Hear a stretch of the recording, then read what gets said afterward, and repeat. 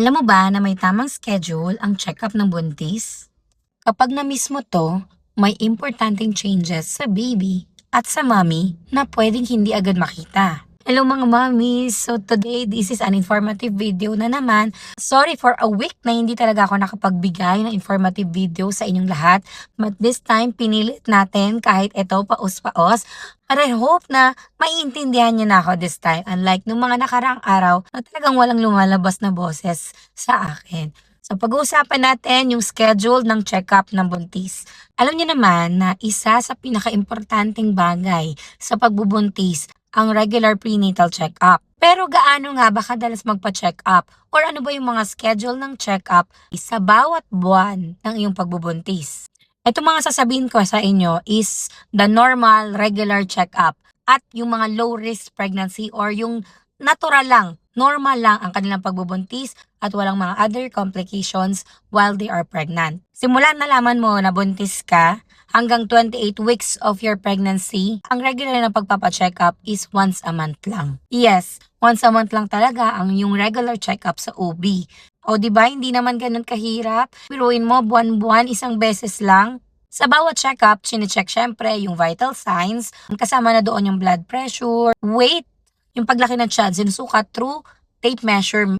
At syempre, yung heartbeat ni baby. Ayan, buwan-buwan, chinecheck yung heartbeat ni baby para malaman kung nasa normal ba ito. Makikita rin kasi doon yung development ni baby. Ito rin mami ha, hindi buwan-buwan in ultrasound. May exact weeks of pregnancy kung kailan ka lang dapat i-ultrasound. So, depende rin yun sa doktor. Pag lumagpas ka na ng 28 hanggang 36 weeks of your pregnancy, mas madalas na yung check-up. Usually, every 2 weeks na. Bakit? Siyempre, habang mas lumalaki si baby, mas gusto nating mabantayan ng maayos yung paglaki niya sa loob. Kung tama ang timbang sa loob, normal ang heartbeat, at kung magalaw. At kung merong signs ng complication kay mommy at kay baby. Kapag pumalo ka naman ng 36 weeks of your pregnancy or nasa 7 months ka na, papunta ka ng 8 months, usually once a week na ang check-up mo. So dito medyo mapapadalas na yung visit mo sa OB. Dito kasi mas minomonitor na yung posisyon ni baby. Pumuposisyon na ba siya para sa kanyang paglabas? Minomonitor din dito closely yung blood pressure ni mommy. Kasi dito sa weeks na to may iba na nagsisitaasan na yung kanilang mga blood pressure. Chine-check yan para ma-detect if may complication. At syempre, kung may sign na napaparating na ang labor. Kasi di ba halos kabuuanan mo na rin yung weeks na yan.